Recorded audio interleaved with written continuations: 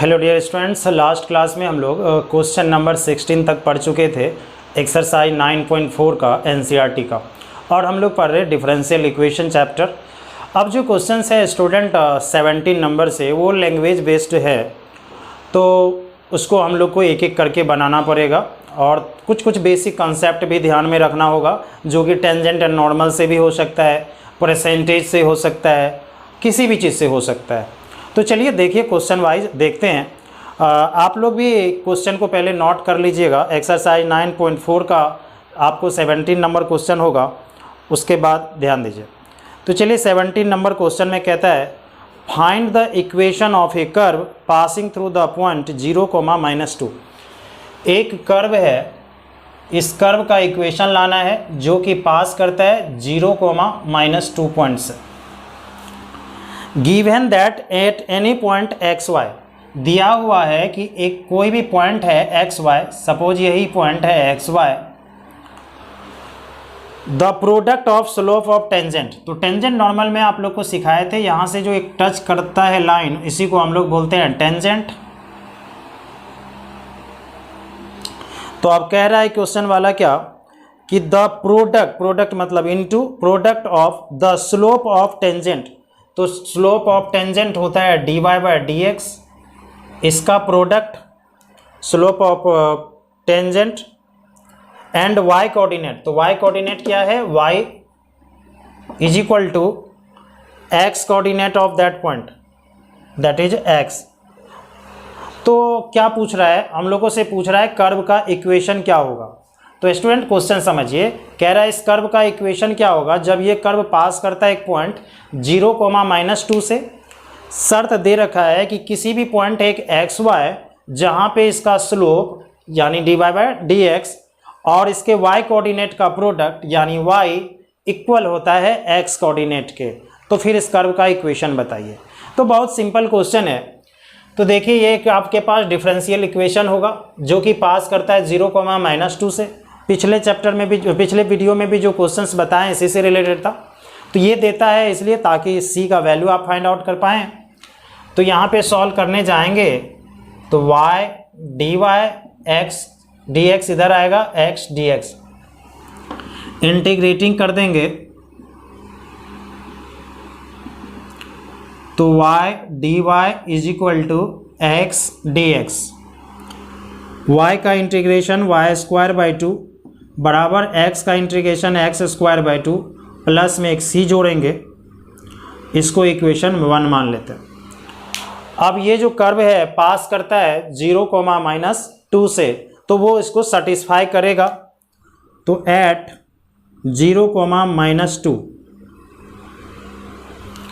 तो यहाँ पे y के जगह -2 रखेंगे तो -2 का स्क्वायर बाय में 2 minus is equal to x के जगह 0 2² प्लस में c, -2 का स्क्वायर 4/2 इधर 0 प्लस c, तो 2 बराबर c।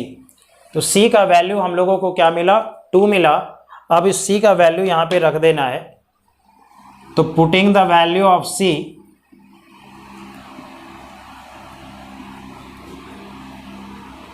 इन इक्वेशन 1,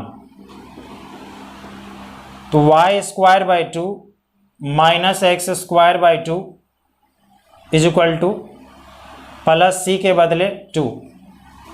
तो यहाँ अगर एलसीएम लेंगे y², 2 इधर भेज दीजिए तो x² और 2 जा क्या हो जाएगा 4, y² -x² is equal to क्या हो गया 4। तो यही हम लोग का क्या आ गया, आंसर आ गया। तो ओके डियर स्टूडेंट्स, आशा करते हैं अच्छे से समझ में आया होगा। चलते हैं हम लोग नेक्स्ट क्वेश्चन के पास। अब स्टूडेंट्स हम लोग क्वेश्चन नंबर 18 की बात करते हैं। कह रहा है at any point x y of a curve. तो एक कर्व है, इस पे एक पॉइंट है x y.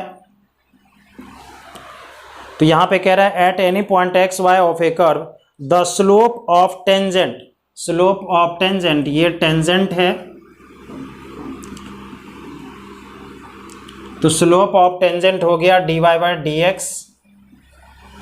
The slope of tangent is twice the, twice मतलब 2 गुना, तो dy बाई डी एक्स जो है 2 गुना होता है, is twice the slope of the line, एक लाइन है segment joining the point of contact minus two the point -4, -3, find the equation of the curve given that it passes through the -2, 1। अब ज़रा देखिए, curve थोड़ा सा बड़ा बनाते हैं।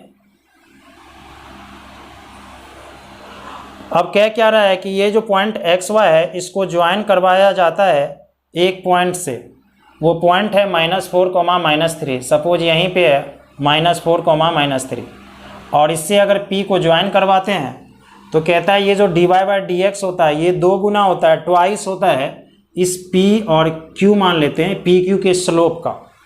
और फिर कह रहा है कि ये आपका कर्व एक और पॉइंट से पास करता है, सपोज यहाँ पे R वो है -2, 1।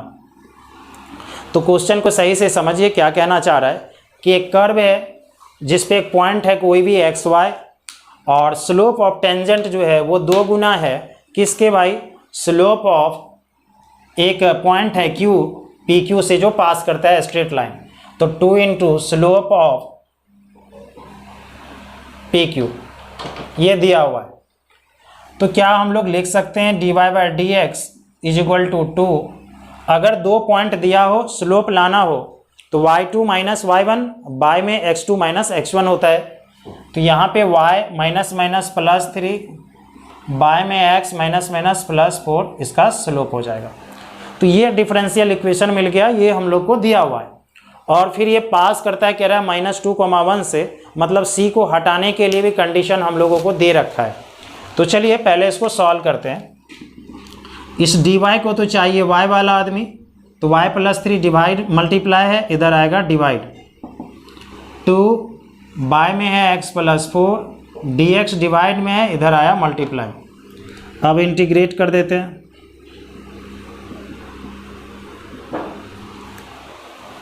तो जब इंटीग्रेट करेंगे integral of dy by y +3 is equal to 2 बाहर हो जाएगा, 1 बाय x +4, 1 बाय x के जैसा रहता है तो इंटीग्रेशन होता है log x यानी log of y +3, 2 constant log of x +4, और बार बार बोले हैं कि जब log हो तो 2 ठो, तो c के बदले log c ले लीजिए, जल्दी सवाल हो जाएगा, तो log c ले लीजिए। थोड़ा इसको फ्रेश कर लेते हैं, log y +3, अगर 2 log के आगे है तो पावर में जाता है, तो log x +4 का होल स्क्वायर प्लस में log c, log y +3 log m plus log n, तो log m plus log n होता है log m इंटू n, तो log c इंटू एक्स +4 का स्क्वायर, log से log cancel, y +3 is equal to c into x +4 का whole square, equation 1। Equation 1 इसलिए क्योंकि ये कर्व का इक्वेशन आया और ये पास करता है इस पॉइंट से, दैट मीन्स c का वैल्यू हम लोग को फाइंड आउट करके देना पड़ेगा। तो अब एट -2, 1, तो y है 1, 1 + 3 हो गया 4, c, x है -2 तो -2 + 4 +2 का स्क्वायर, तो 4 इज इक्वल टू 4c, 4 4 खत्म, c हो गया 1, इसको 1 में रख देते हैं, तो y +3 is equal to c का वैल्यू 1, 1 इंटू दिस,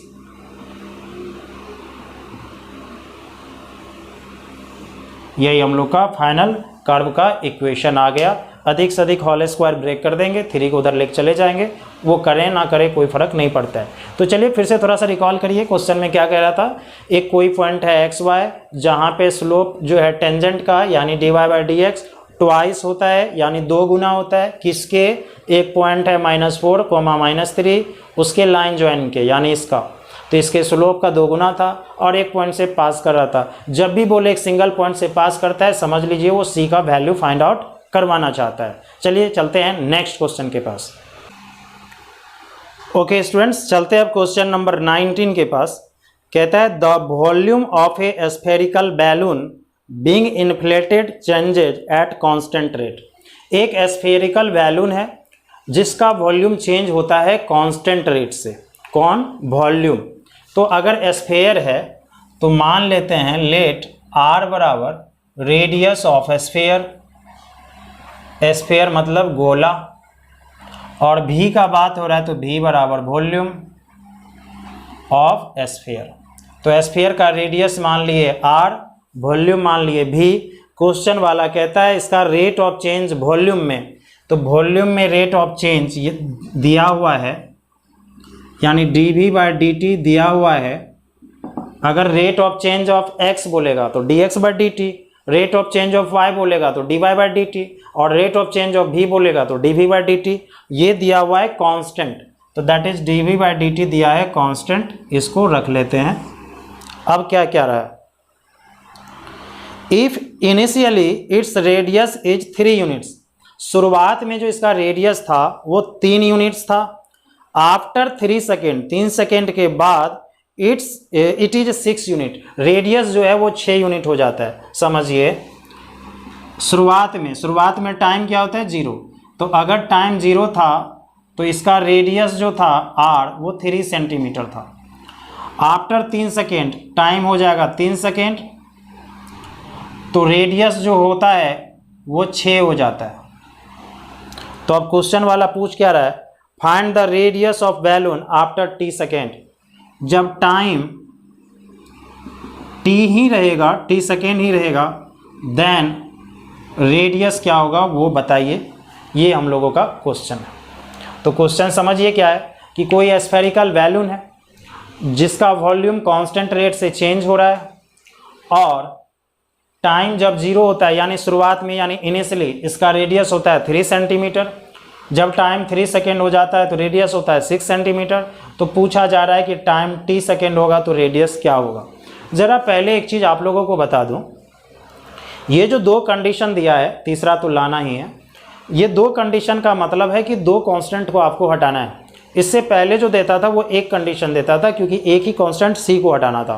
अब 2 कंडीशन है यहाँ पे, तो 2 कांस्टेंट होगा, पक्का तय है। अब कब होगा नहीं होगा वो देख लेंगे, लेकिन 2 कांस्टेंट तय है। तो चलिए ज़रा देखते हैं। तो आपका डिफरेंशियल इक्वेशन यही है जिसमें v भी वेरिएबल है, t भी वेरिएबल है, क्योंकि टाइम वेरिएबल होता है, और k कांस्टेंट है तो कांस्टेंट ही होगा। तो ज़रा देखिए dv बराबर लिख सकते हैं k इंटू dt। अब इंटीग्रेट करते हैं,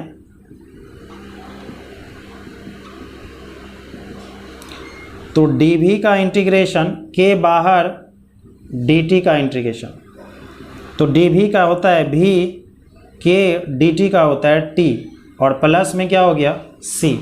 v क्या था यहाँ पे? वॉल्यूम, किसका? स्फीयर का, और स्फीयर का वॉल्यूम होता है 4/3 पाई आर क्यू, सबको पता है। बराबर में है kt प्लस में c, इसको इक्वेशन 1 मान लेते हैं। क्यों? क्योंकि अब हम लोगों को c का वैल्यू निकालना होगा। एक और कांस्टेंट है k तो अननोन है, क्योंकि वो जो है हम लोग मान लिए थे कांस्टेंट को k, तो उसको भी हटाना होगा। तो कितना शर्त चाहिए? 2। तो 2 शर्त दिया हुआ है, उसमें फुलफिल करना है। तो चलिए थोड़ा सा ध्यान दीजिए। एट टाइम 0 r = 3, तो जब r 3 है तो 4/3 पाई r का value 3 cube, k into time है 0 प्लस c, t0 r3 इसमें रख दिए, तो 4/3 पाई 27 c, इसको कटा देंगे 3 से 27 9 बार में, 9 गुना 4 36, यानी 36 पाई = c। c का वैल्यू हम लोगों को फाइंड आउट हो गया। अब किसका वैल्यू फाइंड आउट करना है? k का। तो चलिए फिर से चलते हैं। एट t बराबर 3 r बराबर 6 दिया हुआ था, तो अगर रखेंगे यहाँ पे 4/3 पाई r का वैल्यू 6 क्यूब, k टाइम दिया हुआ है हम लोगों को कितना? 3 सेकेंड, प्लस में c मिला है 36 पाई। कोई दिक्कत किसी को? 4/3 पाई है, r की जगह 6, k t की जगह 3, c का वैल्यू निकला 36 पाई, रख दिया। अब सबसे पहले यहाँ पे 4π/3, 6 का क्यूब होता है 216, 3 के प्लस 36 पाई, 3 से 216 कटाएंगे आप तो कितना हो जाएगा 72। तो 4 इंटू 72 3k प्लस 36 पाई, ये हो जाएगा आपको कितना, ठीक है ना, हाँ सही है, 288 पाई और प्लस 36 पाई इधर लाएंगे, माइनस 36 पाई इधर 3k, तो हो गया 252 पाई 3k। तो k बराबर हो जाएगा 252/3 84 पाई। तो c का वैल्यू भी हम लोग को मिल गया, k का वैल्यू भी हम लोग को मिल गया।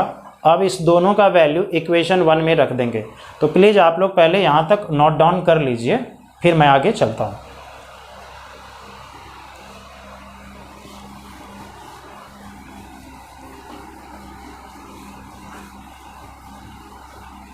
ये कंडीशन भी मिटा देते हैं 2 ठो।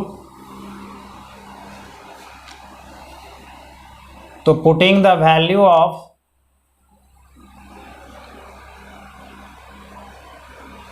C and K in equation 1, तो 4/3 पाई r क्यूब, K का वैल्यू आया है 84 पाई, T C का आया है 36 पाई। अब यहां से क्या बोल रहा है कि जब टाइम t हो तो रेडियस क्या होगा। तो ठीक है, टाइम तो t है ही ना, तो रेडियस का वैल्यू सीधा सीधा फाइंड आउट कर देना है। तो यहाँ पे थोड़ा बहुत कुछ कैंसिल हो रहा है, कैंसिल कर देते हैं। 4π/3 r क्यूब, इधर 4π कॉमन ले सकते हैं, तो लेंगे 4π कॉमन, तो ये होगा 21t और प्लस ये हो गया 4 कॉमन लिए हैं तो 9, 4π से 4π कैंसिल, r क्यूब 3 डिवाइड में इधर आएगा मल्टीप्लाई में, t ऐसे ही लिखते हैं। तो r क्यूब बराबर 3 से मल्टीप्लाई करेंगे 63t प्लस 27, तो r का पावर 3 बराबर इतना है, तो r होगा 63t प्लस 27 होल का पावर 1/3, क्योंकि 3 है तो दूसरे साइड जाने के बाद 1/3 होगा। अब जो सेंटीमीटर था या जो भी यूनिट होगा वो हम लोग का क्या हो जाएगा, आंसर हो जाएगा। तो ओके डियर स्टूडेंट्स, आशा करते ये क्वेश्चन अच्छे से समझ में आया होगा। अब इस तरह के क्वेश्चन को बहुतों तरह से चेंज कर सकता है। जैसे यहाँ बोला था वॉल्यूम है, कोई कहेगा किसी विलेज का पॉपुलेशन है, तो इस तरह से वो चेंज करते रहेगा कहीं ना कहीं, वो चीज़ हम लोगों को समझना है। तो चलिए चलते हैं नेक्स्ट क्वेश्चन के पास। ओके स्टूडेंट्स, चलते हैं क्वेश्चन नंबर 20 के पास। एक छोटा सा क्वेश्चन है, कह रहा है इन अ बैंक, एक बैंक में principal increases continuously at the rate of r% per year. एक बैंक में प्रिंसिपल यानी मूलधन जो है वो इंक्रीज कर रहा है r% पर ईयर से। तो पहले कुछ मानते हैं, लेट p मान लेते हैं प्रिंसिपल को,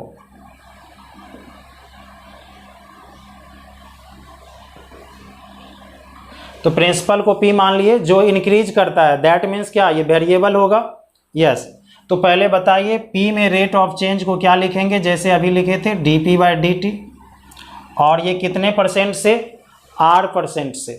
तो dp/dt कितना आदमी बोलेगा, r% लिख दीजिए, जो बिल्कुल गलत है। यहाँ थोड़ा समझिए, p चेंज हो रहा है r% से, तो इसको ऐसा नहीं लिखेंगे आप। क्यों, क्योंकि ये जो r% आप लिख दिए ये तो p में चेंज है, ये r% है, रेट का चेंज है, कैसे इक्वल हो सकता है। तो ऐसा होता है ना, r%, किसका r%, p का, तो इसको लिखेंगे r% ऑफ p। ये थोड़ा सा समझिए, सिंपल लॉजिक लगाइए। अगर हम लोग बैंक में पैसा जमा करने जाएंगे, बोलेगा 5% का इंटरेस्ट देंगे, तो किसका 5%, अपना जो प्रिंसिपल देंगे, मूलधन देंगे उसका ना, तो वही बात है। तो p जो चेंज हो रहा है वो r% से, किसका r%, p का। तो ये हम लोगों का डिफरेंशियल इक्वेशन बनने वाला है। अब जरा शर्त देखते हैं, कंडीशन देखते हैं। कह रहा है find the value of r, r का वैल्यू निकालना है। If rs 100 double itself in 10 years, r का वैल्यू बताइए, अगर 100 रुपया यानी 100 रुपया 10 साल में 2 गुना हो जाता है। थोड़ा इस कंडीशन को समझना है। इफ टाइम 0 था तो प्रिंसिपल 100 था, इसका मतलब ये हुआ, क्या मतलब, अभी 100 जमा करने गए, 10 साल में 2 गुना होगा, इसका क्या मतलब हुआ, अभी टाइम 0 है तो मेरा प्रिंसिपल 100 है, जब टाइम 10 साल होगा तो प्रिंसिपल उसका 2 गुना यानी 200 होगा, ऐसा कंडीशन है। तो यानी जब टाइम 10 होगा तो मेरा प्रिंसिपल क्या हो जाएगा, इसका 2 गुना 200 हो जाएगा। अब पूछ क्या रहा है, आर का वैल्यू, और यहाँ पे क्वेश्चन वाला एक वैल्यू दे रखा है, हो सकता है उसका ज़रूरत पड़े, वो वैल्यू है log 2। कह रहा है log 2 का जो वैल्यू है आप यूज करिएगा 0.6931। ओके, कोई नहीं, जब ज़रूरत पड़ेगा तो यूज़ कर लेंगे, अभी उसको देखने की ज़रूरत नहीं है, जब आएगा देखा जाएगा। तो क्वेश्चन ऑल अबाउट क्या था कि P को प्रिंसिपल मान लिए, बोला rate of change of principal R% है, किसका R% भाई, प्रिंसिपल का ही। बोला जब पैसा जमा करने जाते हैं तो 10 साल में 2 गुना हो जाता है, तो यानी जब टाइम 0 होता था तो प्रिंसिपल 100 था, और जब टाइम 10 साल हो गया तो प्रिंसिपल 200 हो गया, और R का वैल्यू यानी रेट ऑफ इंटरेस्ट पूछ रहा है, और log 2 का वैल्यू बोला इतना है, तो ज़रूर ये दिया है तो इसका ज़रूरत पड़ता होगा। चलिए देखते हैं ना। तो पहले dp/dt, R% मतलब R/100, P गुना का P का मतलब गुना, ऑफ का मतलब गुना P। अब इसमें वेरिएबल कौन कौन है ज़रा सोचिए। P वेरिएबल है क्योंकि P इंक्रीज कर रहा है, T वेरिएबल है क्योंकि टाइम चेंज हो रहा है, R कांस्टेंट है। कहेंगे क्यों सर, रेट ऑफ इंटरेस्ट तो उतने हैं, अगर आपको 5% बोल दिया तो 5 ही तो रहेगा, तो वो कांस्टेंट। तो आप P वाले को P के तरफ, तो dp/में P, इधर R/100, dt डिवाइड में है, इधर मल्टीप्लाई में, इंटीग्रेट करते हैं। स्टूडेंट ऐसे क्वेश्चन को पढ़ के समझना ही बहुत बड़ी बात है। तो dp/p का इंटीग्रेशन क्या लिखेंगे हम लोग, log p, R/100 constant, t का dt का इंटीग्रेशन t, और प्लस में क्या जोड़ेंगे c, इक्वेशन 1 मान के छोड़ देते हैं। अब यहाँ पे r का अगर वैल्यू पूछ रहा है तो कंडीशन तो दिया है ना, तो कंडीशन को आप फुलफिल करवाते हैं। इफ t बराबर 0 देन p बराबर 100, तो p 100 है तो log 100, r पता नहीं, t हो गया 0, ये हो गया c, तो log 100, इधर टोटल 0 बचा c, तो c का वैल्यू हम लोग को मिल गया log 100। दूसरा कंडीशन फुलफिल कराते हैं। If time is equal to 10 तो p इक्वल टू 100, तो यानी log 200 r is equal to बटे 100, टाइम है अपना 10 और c का वैल्यू पता किए हैं log 100। तो थोड़ा सा यहाँ पे दिमाग से काम लेना है, 1 0 कैंसिल, उस log को इधर लाते हैं क्योंकि 2 log एक साथ रहेगा तो फार्मूला लग जाएगा। log 200 minus log 100 is equal to में बचा है r/10। यहाँ तक तो डियर स्टूडेंट्स कोई दिक्कत आप लोग को नहीं हुआ होगा। अब log m minus log n, तो log m by n, 00 cancel, log 2, yes log 2 आ गया, और log 2 का ज़रूरत था हम लोग को, 10 था नीचे, log 2 का ज़रूरत था तो log 2 दे दिया था 0.6931, तो रख देते हैं 0.6931। अब 10 डिवाइड में इधर आएगा मल्टीप्लाई, तो 6.931 हो जाएगा r, यानी r बराबर हो गया 6.931%। यही हम लोग का स्टूडेंट क्वेश्चन हो गया। तो आप समझ सकते हैं कि डिफरेंशियल इक्वेशन कैलकुलस का क्या रोल है। एक परसेंटेज के क्वेश्चन को भी हम लोग इससे बना सकते हैं कि अगर इस तरह से कोई मान लीजिए बैंक में हम लोग जाते हैं, बोलते हैं 10,000 रुपया जमा करेंगे, बोलेगा रेट ऑफ इंटरेस्ट नहीं पता है, लेकिन हाँ आपका 6 साल में 2 गुना हो जाएगा, तो रेट ऑफ इंटरेस्ट हम पता कर सकते हैं इस तरह से। ओके स्टूडेंट्स, चलिए चलते हैं नेक्स्ट क्वेश्चन के पास। प्लीज़ आप इसको नोट डाउन कर लीजिए। ओके स्टूडेंट्स, चलते हैं हम क्वेश्चन नंबर 21 के पास। कह रहा है in a bank principal increases continuously at the rate of 5% per year. Same question है। प्रिंसिपल जो है 5% से इंक्रीज कर रहा था, वहाँ 8% से इंक्रीज कर रहा था। तो चलिए डायरेक्ट लिख देते हैं, P का मतलब प्रिंसिपल यानी dp/dt जो है वो 5% से है। तो फिर याद करिए 5% किसका, प्रिंसिपल का, यानी 5% ऑफ P। तो इसको अगर ठीक करेंगे आप तो dp/dt बराबर होगा 5/100 P। अब ये भी कटा सकते हैं, तो dp/dt बराबर 1/20 P यानी P/20। ये डिफरेंशियल इक्वेशन आ गया। जरूर अब कोई कंडीशन देगा, देखते हैं क्या कहता है। Find the value of R, यानी R का वैल्यू फाइंड कितना 21 ना, sorry. An amount of Rs 1000 is deposit with this bank. कहता है बैंक में 1000 रुपया जमा किया जाता है। How much will it worth after 10 years. 10 साल में ये कितना हो जाएगा, थोड़ा समझिए। इफ टाइम 0 था तो प्रिंसिपल जाके हम लोग कितना जमा कर दिए हैं, 1000। मतलब अभी हम लोग जा रहे हैं 1000 रुपया जमा कर दिए, 10 साल में कितना होगा वो पूछ रहे हैं। पिछले क्वेश्चन में क्या था कि 10 साल में 2 गुना हो जाता है तो रेट ऑफ इंटरेस्ट बताइए। आज रेट ऑफ इंटरेस्ट दे दिया तो 10 साल में कितना होगा वो बताइए। सेम क्वेश्चन है, थोड़ा सा चेंज किया। अब कह रहा है कि how much will it worth after 10 years. तो ओके, इफ टाइम हो जाएगा 10 तो प्रिंसिपल क्या होगा ये हम लोगों को बताना है। और एक वैल्यू दे रखा है कि e⁻, 0.5 का जो वैल्यू आएगा वो आएगा आपको 1.648। मतलब अगर ज़रूरत पड़ा तो यूज़ करिएगा, और ज़रूरत तो पड़ेगा ही, जैसा कि आप लोग लास्ट क्वेश्चन में भी देखें, पढ़ना ही पढ़ना है ज़रूरत। तो चलिए पहले हम लोग डिफरेंशियल इक्वेशन को सॉल्व करते हैं। तो P को इधर ले आते हैं, P और dt/20 इंटीग्रेट करते हैं। log P 1/20 कांस्टेंट, dt का t एक c जोड़ना है, इक्वेशन 1। इतना छोटा छोटा चीज़ तो आप लोग समझते ही होंगे। अब जो है यहाँ पे हम लोग को 2 शर्त दिया है, वो दोनों शर्त को फुलफिल कराएंगे, किसी का वैल्यू ज़रूर मिलेगा। अब टाइम दिया हुआ है, if time is equal to 0 तो P बराबर कितना 1000। तो आइए यहाँ पे log 1000 हो जाएगा, और टाइम 0 तो 0 × 1/20 0 तो प्लस C, तो सिर्फ C बचेगा। तो C का वैल्यू हो गया log 1000। थोड़ा शॉर्ट कर दिया यहाँ पे क्योंकि लास्ट क्वेश्चन में बनाई है। फिर कंडीशन दिया है if t is equal to 10 तो P इक्वल क्या होगा। अच्छा, दूसरे बार में हम लोग से पूछ ही दिया। चलिए तो log P पता नहीं, P तो लाना है, बराबर 1/20 टाइम दिया हुआ है 10 ईयर्स, प्लस C भी पता कर चुके हैं log 1000। ओके, अब इसको सॉल्व करके P का वैल्यू फाइंड आउट करना है।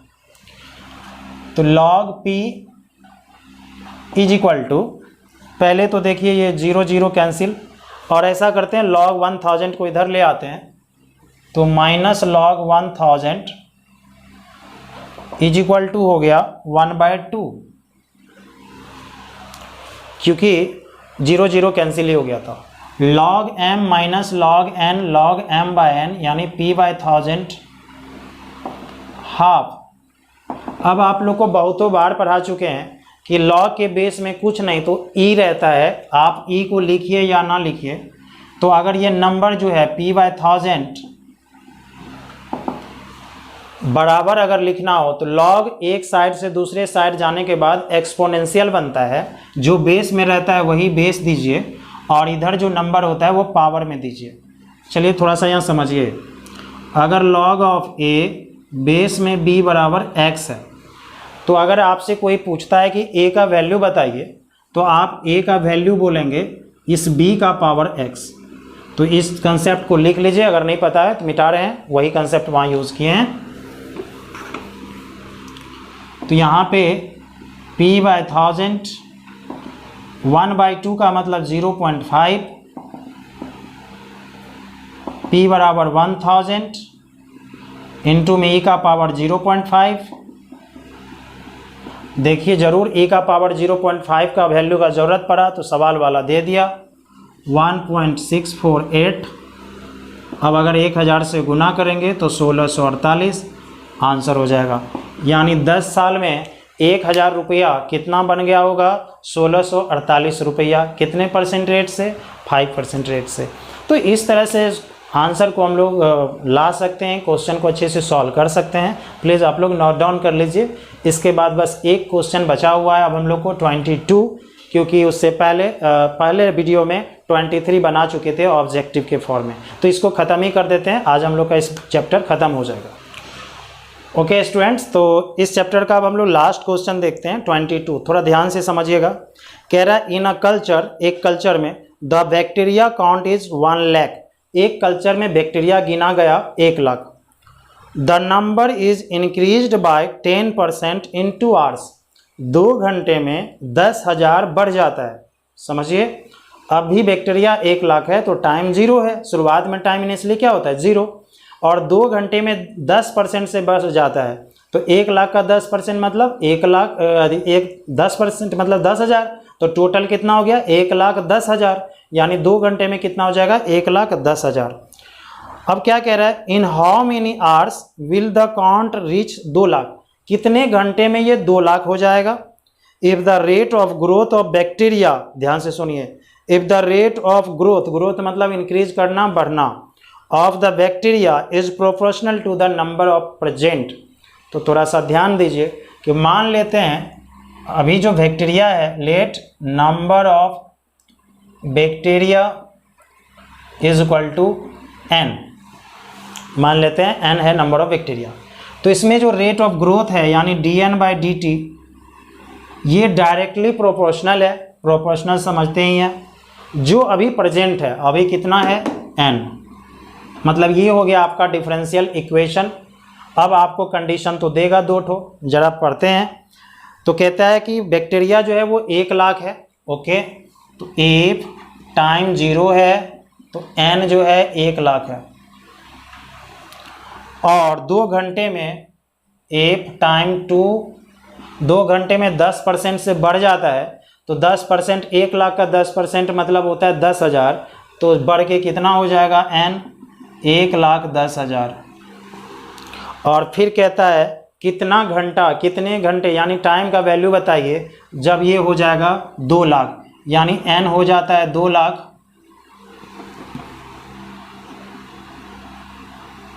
तो टाइम बताइए क्या होगा? क्वेश्चन ये है। तो क्वेश्चन समझ में आया? नंबर ऑफ बैक्टीरिया माने n, बोला इसमें रेट ऑफ इंक्रीज, ग्रोथ का मतलब वही हुआ, रेट ऑफ इंक्रीज दिया है, डायरेक्टली प्रोपोर्शनल है, जितना उसके पास है n था तो n। और फिर बोला शुरुआत में बैक्टीरिया है 1 लाख, टाइम जब 2 होता है तो 2 घंटा होता है तो 10% बढ़ता है यानी 1,10,000। फिर 2 लाख हो जाता है तो 2 लाख कब होगा वो टाइम आप बताइए। चलिए अब देखिए, अगर प्रोपोर्शनल को हटाना है तो सबको पता है कि एक कांस्टेंट को लाना पड़ता है यानी kn।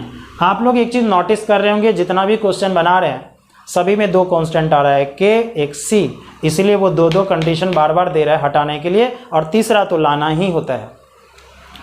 तो n यहाँ पे हो गया वेरिएबल क्योंकि बढ़ रहा है, t वेरिएबल, k तो कांस्टेंट। तो n को इधर ले आते हैं, dn/n k into dt, integrate करते हैं। इसका हो जाएगा log n, k constant, dt का t प्लस c, इक्वेशन 1 मान के छोड़ देते हैं। अब कंडीशन को फुलफिल कराते हैं। इफ t बराबर 0 तो n बराबर 1 लाख, तो log 1 लाख, t इंटू 0 हो गया 0 प्लस c, तो c तो आपका यही आ गया है ना।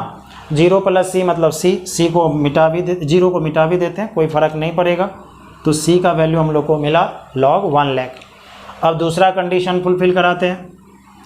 इफ t बराबर 2 तो n बराबर 1,10,000, तो log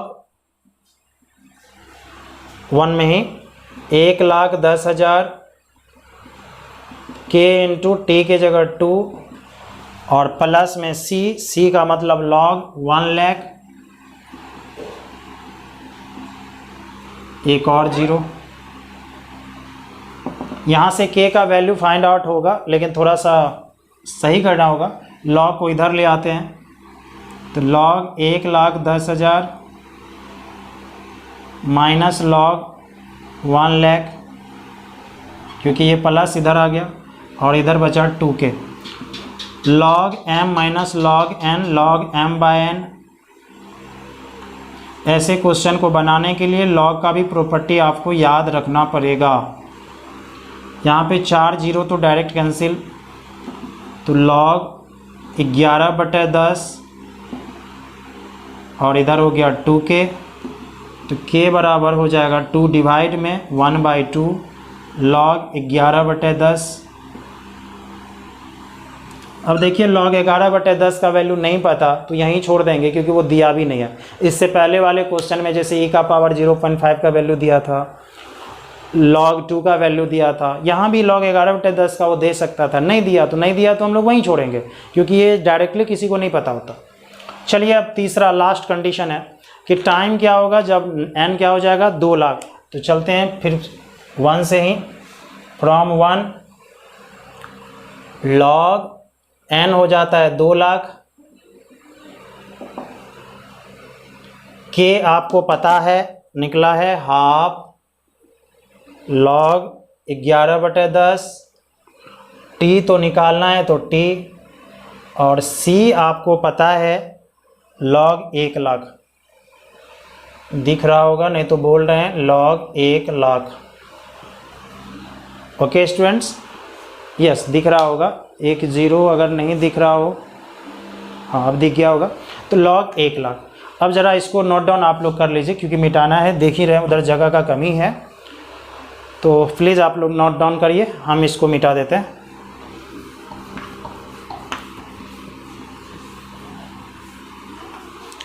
अब कंडीशन में मिटा रहे हैं, तो वहाँ से t का वैल्यू फाइंड आउट करना है। तो log, अब जरा समझिएगा सभी आदमी, ये प्लस में है, इधर आएगा माइनस में, तो log m minus log n, समझ गए होंगे। तो log m/n यानी 2 लाख बटे में 1 लाख,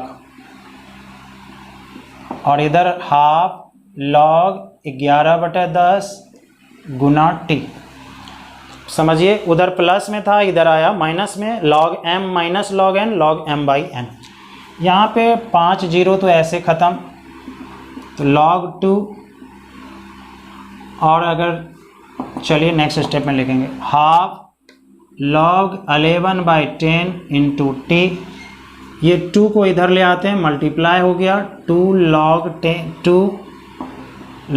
11/10, तो देयरफॉर t बराबर होगा 2 log 2 बाय में log 11/10। यही हम लोग का आंसर हो जाएगा, क्योंकि किसी का वैल्यू नहीं पता है, तो यहीं पे आंसर को हम लोग छोड़ देंगे। तो टाइम इसी फॉर्म में छोड़िए, कोई प्रॉब्लम नहीं है, उसके लिए घबराने की ज़रूरत नहीं है। प्लीज़ आप लोग नोट डाउन कर लिए होंगे, उसको भी कर लीजिए। तो इस तरह से स्टूडेंट्स हम लोग देखे एक्सरसाइज 9.4 डिफरेंशियल इक्वेशन को वेरिएबल सेपरेबल मेथड से। अब हम लोग नेक्स्ट चैप्टर जो चलेंगे वो है हम लोगों का होमोजीनियस, तो होमोजीनियस पढ़ लेंगे, उसके बाद है लीनियर पढ़ लेंगे। और याद करिए टोटल 5 रूल के बारे में चर्चा किए थे, तो ये तीनों ख़त्म करने के बाद वो 2 रूल का भी चर्चा करेंगे। डोंट वरी, आप किसी भी बुक से सॉल्व करिए, होगा। तो इसके बाद हम लोग चलेंगे होमोजीनियस पे। तो लाइक करिए वीडियो को अगर अच्छा लगता है, और सब्सक्राइब करिए, और हाँ शेयर तो करना ना ही भूलिए। चलिए मिलते हैं नेक्स्ट वीडियो में।